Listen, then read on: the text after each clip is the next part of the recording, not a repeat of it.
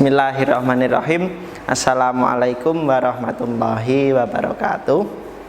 Nah, anak-anak kelas 3, jumpa lagi dengan Pak Azhar dalam video pembelajaran PABP.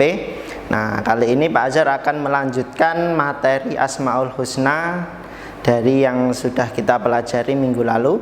Di minggu lalu kita sudah belajar 3, apa aja? Masih ingat ya?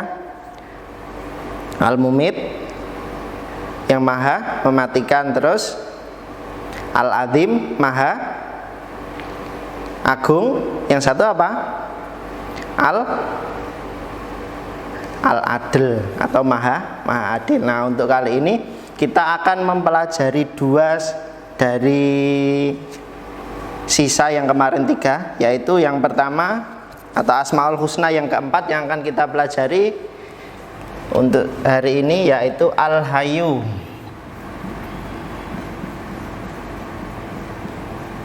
Al-Hayyu artinya apa?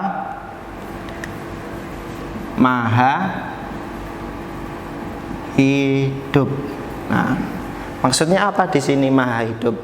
Jadi Allah itu memiliki sifat atau Asmaul Husna maha hidup. Jadi Allah itu tidak akan mati. Allah itu kekal, karena Allah lah yang menciptakan segala apa yang ada di bumi ini. Bukan hanya di bumi, melainkan juga di alam semesta ini. Jadi Allah lah yang mengatur apa semua yang ada di alam semesta ini.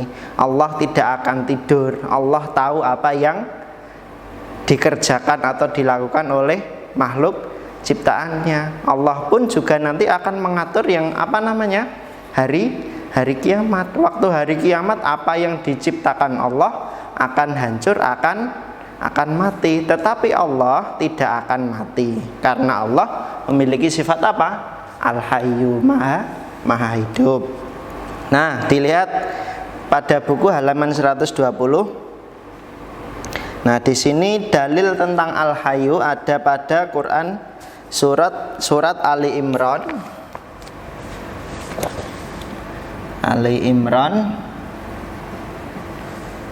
ayat ke berapa itu? Ayat kedua.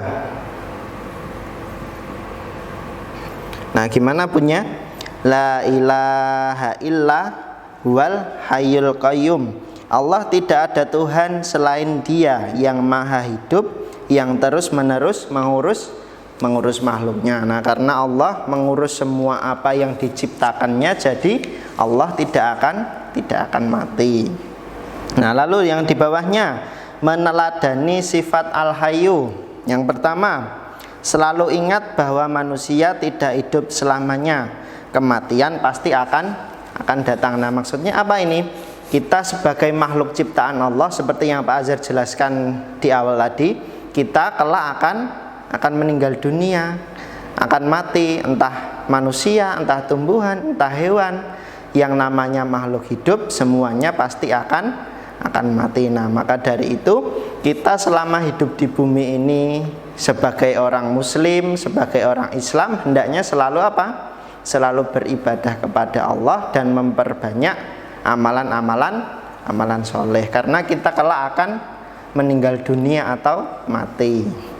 Lalu yang kedua, memanfaatkan waktu hidup di dunia untuk selalu berbuat kebaikan dan menjauhi perbuatan tercela. Ini sudah pasti ya.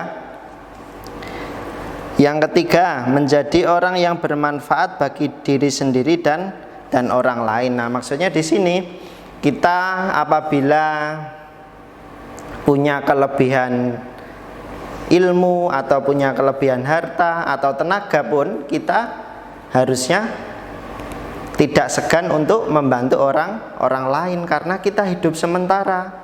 Kita di bumi hidup sementara. Membantu orang lain sama saja berbuat baik kepada orang, sama saja menabung pahala untuk kelak di akhirat. Dan yang terakhir, selalu berkarya. Nah, itu meneladani sifat Al-Hayyu dari Allah. Terus Asmaul Husna yang terakhir,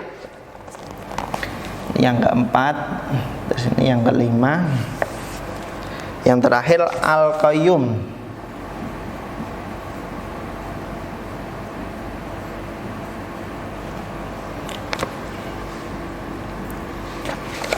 Al-Qayyum artinya maha mandiri.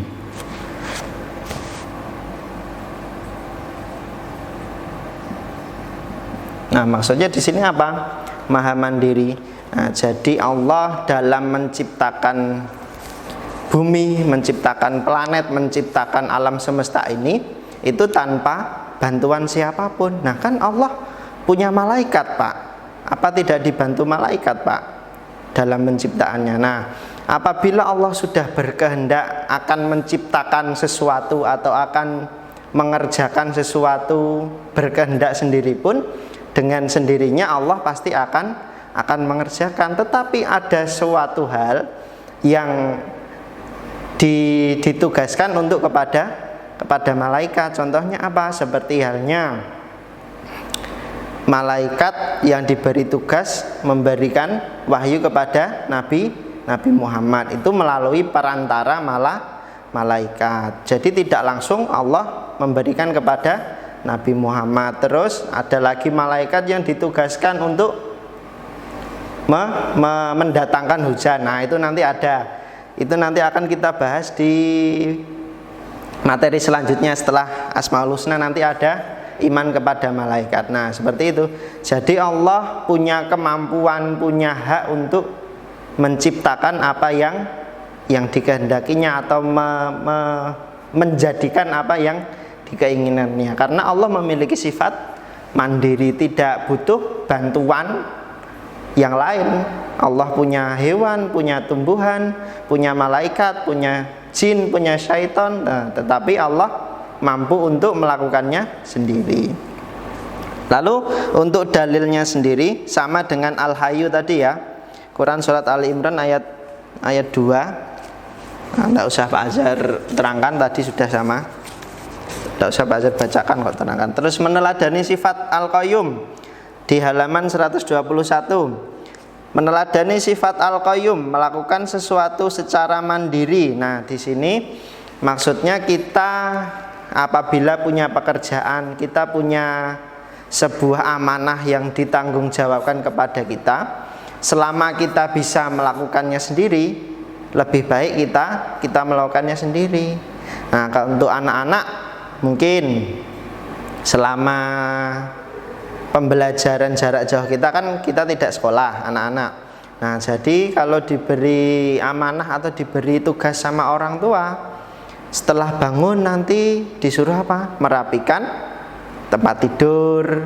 Tidak perlu dirapikan oleh kedua orang tua, karena anak-anak harus belajar mandiri, menyiapkan, merapikan apa yang menjadi tanggung jawab anak-anak masing-masing. Lalu yang kedua, menjauhi sifat bergantung kepada orang lain.